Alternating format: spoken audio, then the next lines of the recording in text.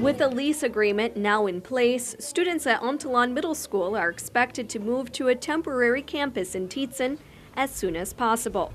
But there's still some unfinished business before classes can be held at the facility that last housed John F. Kennedy High School. For one, the Guam Education Board has to take action by closing the current facility. Board members are expected to discuss the topic during a special meeting scheduled for next Thursday. After that, the Tiyan campus must pass health and safety inspections. Representatives from various regulatory agencies pointed out concerns during a walkthrough at Tiyan last week.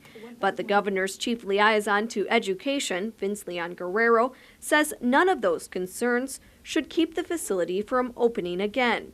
Not even cracks found in the walls. Those issues were identified when JFK was going to move in.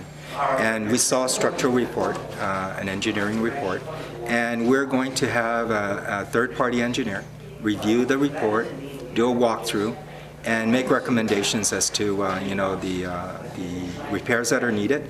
We believe that it's still structurally sound. There is no structural deficiencies. UMS Principal Jim Regis says that even if there are problems with the Tiyan facility, it still would be safer for students than the current campus. They're minimal in comparison to what our facility has to go through. So really, if there had to be a decision on which facility to utilize, it would be that, because most definitely our children are safer in that environment in comparison to this. If a move does happen, Principal Regis says faculty and staff could have Tiyan ready for students by the end of this month. Right now, the plans we have in place are, we're trying to move starting on the 21st of January.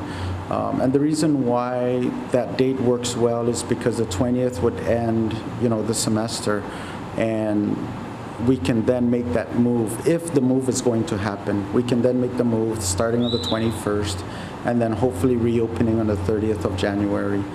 That plan would mean that a week of classes would be canceled and students would have to make those days up. Regis says 2 make-up days could be utilized in April, but the other 3 would have to be made up at the end of the school year.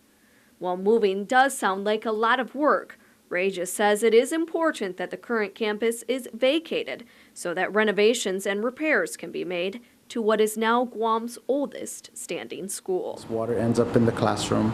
That, of course, expands dangerous areas. Students walking by, they slip for whatever reason. Our walkways become muddy, extremely muddy. Even as much as we try to contain that, it's still one of those slippery areas. We have walkways that have water coming down, and you might as well walk outside versus walking inside. And that's how bad it is. It's basically a waterfall.